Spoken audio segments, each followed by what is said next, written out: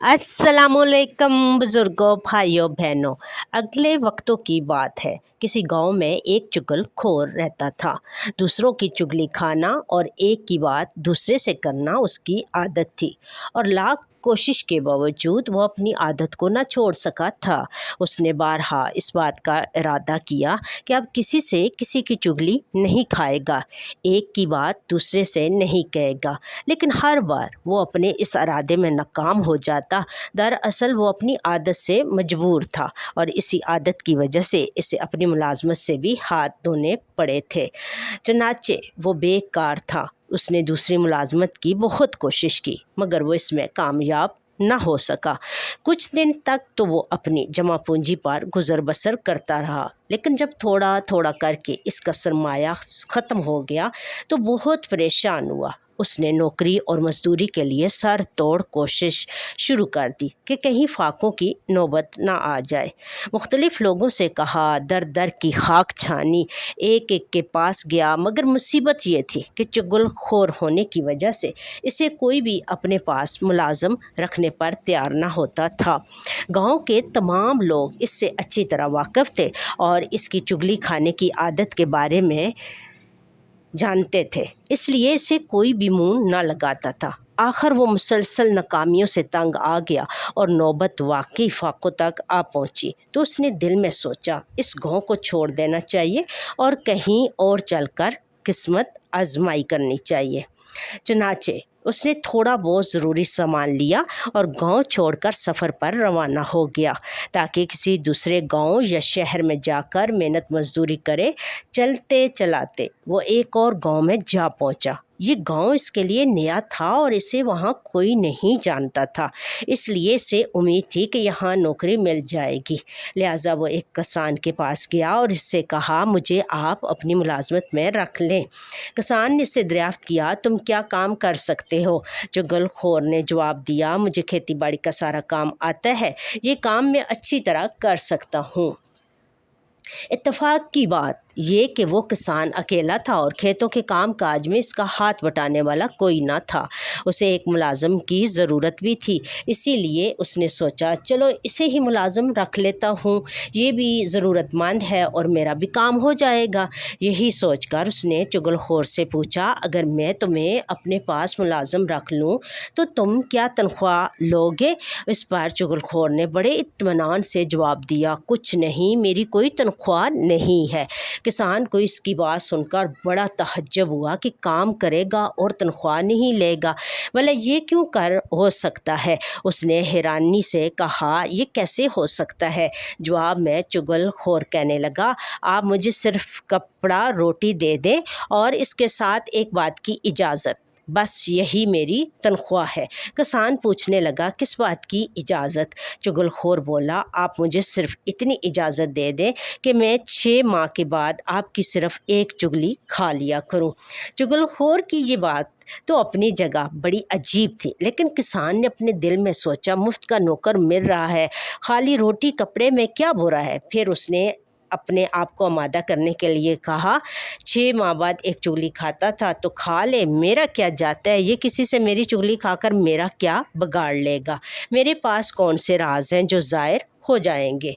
मुझे तुम्हारी ये शर्त मंजूर है। चनाचे वो चुगलखोर किसान के पास मुलाजम हो गया। वो काम भी उसी का करता था और उसी के घर में रहता भी था। रोज़ाना सुबह सवेरे किसान के साथ खेतों में चला जाता, बैलों के लिए चारा काटता, हल चलाता, गाई भी करता और इसी तरह काम में किसान का बराबर का हाथ बटाता था। दिन गुजरते गए और किसान को ये बात भी भूल गई कि 6 माह बाद चुगलखोर ने एक चुगली खाने की इजाज़त मांगी थी और उसने चुगली खाने की इजाज़त दे दी थी। किसान इस अरसे में ये तमाम बातें भूल चुका था। इधर चुगलखोर को किसान के यहाँ मुलाजम हुए 6 माह बीत चुके थे। अब उसका दिल चाह रहा था कि किसी से किसान की कोई चुगली खाए। वो 6 माह से अब तक अपनी इस आदत पर जबर किए हुए था, मगर अब मुआहदे की मुद्दत ख़त्म होने पर अपने आप पर काबू पाना इसके बस में न था। चनाचे जब वो अपनी आदत से बिल्कुल मजबूर हो गया तो उसने सोचा, अब चाहे कुछ हो मैं किसान की चुगली ज़रूर खाऊंगा और अब तो मुआहदे के मुताबिक मेरा حق بھی ہے۔ ایک روز کسان حسب معمول اپنے کھیتوں میں گیا ہوا تھا اور گھر میں اس کی بیوی اکیلی تھی۔ یہ دیکھ کر چغل خور کسان کی بیوی کے پاس گیا اور بڑا ہمدرد بنتے ہوئے کہنے لگا، اگر تم برا نہ مانو تو میں تم سے ایک بات کہوں۔ کسان کی بیوی بولی، ضرور کہو، اس میں برا ماننے کی کیا بات ہے؟ چغل خور اور بھی زیادہ ہمدردی جتاتے ہوئے بولا، اس میں تمہارا ہی بھلا ہے۔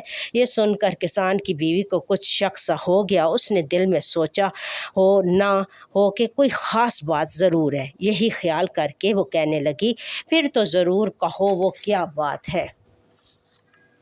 جواب میں چغل خور بڑے رازدانہ انداز میں بولا، دراصل کسان کوڑی ہو گیا ہے، اس نے اپنی یہ بیماری اب تک تم سے چھپائے رکھی ہے۔ کوڑی ہو گیا ہے؟ کسان کی بیوی نے چونک کر پوچھا۔ اسے بڑا تعجب ہوا۔ یہ بات اس کے لیے جس قدر نئی تھی اس سے کہیں زیادہ حیران کن بھی تھی۔ چغل خور نے جب اپنا تیر نشانے پر بیٹھتے ہوئے دیکھا تو بولا، اگر تمہیں یقین نہ آئے تو آزما کے دیکھ لو۔ اب تو کسان کی بیوی بھی سوچ میں پڑ گئی۔ اس نے دل میں سوچا، ہو سکتا ہے ملازم ٹھیک ہی کہہ رہا ہو، بھلا اس کو مجھ سے ایسا جھوٹ بولنے کی کیا ضرورت ہے؟ لہٰذا اس نے جلدی سے پوچھا، مگر میں کیسے آزماؤں؟ چغل خور جھٹ سے کہنے لگا، اس میں کیا مشکل ہے؟ پھر اس نے اسے سمجھاتے ہوئے کہا، جو آدمی کوڑی ہو جائے اس کا جسم نمکین ہو جاتا ہے۔ اگر تم یہ جاننا چاہتی ہو کہ کسان کوڑی ہو گیا ہے یا نہیں تو کسان کے جسم کو زبان سے چاٹ کر دیکھ سکتی ہو۔ کسان کی بیوی کو چغل خور کی یہ تجویز پسند آئی۔ اس نے سوچا اس سے نوکر کے جھوٹ کا پتہ چل جائے گا۔ اس نے کہا، اچھا، کل جب میں کسان کا کھانا لے کر کھیتوں میں جاؤں گی تو کسان کے جسم کو چاٹ کر ضرور دیکھوں گی۔ چغل خور کسان کی بیوی سے یہ باتیں کر کے سیدھا کھیتوں کی طرف چل دیا جہاں کسان پہلے ہی سے کھیتی باڑی کے کاموں میں لگا ہوا تھا۔ دراصل ان دنوں فصل پک چکی تھی جس کی وجہ سے کسان 2 روز سے اپنے گھر نہیں گیا تھا۔ اسے رات کو بھی کھیتوں میں رہنا پڑتا تھا۔ چغل خور کسان کے پاس پہنچا اور اس سے بڑی رازداری سے کہنے لگا، تم ادھر کھیتوں میں کام کرتے پھر رہے ہو اور ادھر تمہاری بیوی پاگل ہو گئی ہے۔ کسان بڑا حیران ہوا۔ اس نے تعجب سے پوچھا، یہ تم کیا کہہ رہے ہو؟ چغل خور نے اسے یقین دلاتے ہوئے کہا، سچ کہہ رہا ہوں، وہ تو پاگل پن میں آدمیوں کو کاٹنے کو دوڑتی ہے۔ کسان سارا کام کاج چھوڑ کر سوچ میں پڑ گیا۔ اس نے اپنے دل میں سوچا، نوکر ٹھیک ہی کہہ رہا ہوگا، بھلا اس سے کسی قسم کا جھوٹ بولنے کی کیا پڑی ہے؟ ہو سکتا ہے میری بیوی واقعی پاگل ہو گئی ہو۔ چغل خور نے جب کسان کو اس طرح شش و پنج میں مبتلا دیکھا تو بولا، اگر تمہیں میری بات پر یقین نہیں تو کل جب وہ کھانا لے کر آئے اس وقت دیکھ لینا۔ اس پر کسان کہنے لگا، ہاں یہ ٹھیک ہے، آج رات تو مجھے کھیتوں میں ہی رہنا ہے، کل جب وہ کھانا لے کر آئے گی تو دیکھ لوں گا۔ چغل خور نے جب یہ جان لیا کہ کسان اس کی باتوں میں آ گیا ہے تو وہاں سے چلا آیا اور کسان کے سالوں کے پاس پہنچ گیا۔ وہاں پہنچ کر اس نے ان سے کہا، تم لوگ یہاں مزے کر رہے ہو اور تمہارا بینوئی تمہاری بہن کو روز مار مار کر آدموا کر دیتا ہے۔ وہ اسے اس ظالمانہ طریقے سے مارتا ہے کہ میں بیان نہیں کر سکتا۔ کسان کے سالوں نے چغل خور کی یہ بات سنی تو بہت پریشان ہوئے، لیکن انہوں نے اس سے کہا، مگر ہماری بہن نے تو ہمیں یہ کبھی نہیں بتایا۔ اس پر چغل خور بولا، وہ بیچاری شرم کے مارے تمہیں کچھ نہیں بتاتی، ورنہ اسے تو کسان بری طرح مارتا پیٹتا ہے کہ وہ ہلکان ہو جاتی ہے، کھیتوں میں سب کے سامنے اس کی بے عزتی کرتا ہے، لیکن ہم تمہاری بات پر کیسے یقین کر لیں؟ اس پر چغل خور جھٹ سے بول پڑا، اگر تم لوگ یہ سمجھ رہے ہو کہ میں جھوٹ بول رہا ہوں تو کل دوپہر کو جب تمہاری بہن کھانا لے کر کھیتوں میں جائے گی اس وقت تم خود ہی اپنی آنکھوں سے دیکھنا کسان اسے کس طرح مارتا ہے۔ کسان کے سالے یہ بات سن کر غصے میں تلانے لگے، بھلا وہ اپنی بہن کی بے عزتی کیسے برداشت کر سکتے تھے؟ انہوں نے چغل خور سے کہا، اچھا، کل ہم کھیت میں چھپ کر یہ سب کچھ آنکھوں سے دیکھیں گے۔ کسان وہاں سے رخصت ہو کر سیدھا کسان کے بھائیوں کے پاس گیا اور ان سے جا کر کہا، بڑے افسوس کی بات ہے، تم لوگ سب ایک ماں کے بیٹے ہو پھر بھی اپنے بھائی کی مدد نہیں کر سکتے۔ کسان کے بھائیوں نے اس سے تعجب سے پوچھا، کیا ہوا؟ یہ تم کیا کہہ رہے ہو؟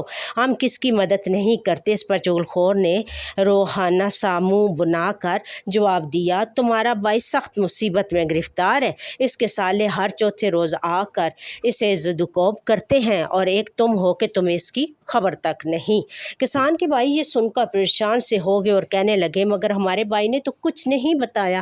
چغل خور بولا وہ تم سے کیا کہے، بیچارہ اپنی شرافت کی وجہ سے کچھ نہیں کہتا اور خاموشی سے یہ بےعزتی برداشت کر لیتا ہے۔ جواب میں بھائی کہنے لگے ہمیں تو تمہاری بات پر یقین نہیں آ رہا۔ یہ سن کر چغل خور نے کہا اگر تم لوگوں کو میری بات کا یقین نہیں تو کل دوپہر کو آ کر اپنی آنکھوں سے یہ سب کچھ دیکھ لینا کہ کس طرح کسان کے سالے سے مارتے ہیں۔ کسان کے بھائی غصے میں تلملانے لگے۔ انہوں نے کہا اچھا ہم کل دیکھ لیں گے وہ ہمارے بھائی کو کس طرح ہاتھ لگاتے ہیں، ابھی ہم مرے نہیں۔ اس طرح چغل خور سب لوگوں سے یہ باتیں کہہ کے واپس آ گیا اور اپنے کام کاج میں وہ اس طرح آ کر مصروف ہو گیا کہ کسی کو کانوں کان اس بات کی خبر نہ ہوئی کہ کہاں گیا تھا اور کہاں سے آیا ہے۔ دوسرے روز دوپہر کو جب کسان کی بیوی کھانا لے کر کھیتوں میں آئی تو کسان نے اکھیوں سے اس کی طرف دیکھا۔ وہ بڑی احتیاط سے اس کی ہر حرکت کا جائزہ لے رہا تھا کیونکہ اس کے دل میں تھا کہ کہیں پاگل ہونے کی وجہ سے وہ اسے کاٹ نہ کھائے، اس لیے وہ اس کے قریب ہونے سے ڈرتا تھا۔ دوسری طرف کسان کی بیوی کی یہ کوشش تھی کہ کسان کسی طرح اس کے قریب ہو اور وہ اس کو چاٹ کر یا اسے زبان لگا کر دیکھ سکے لیکن نمکین ہے یا نہیں۔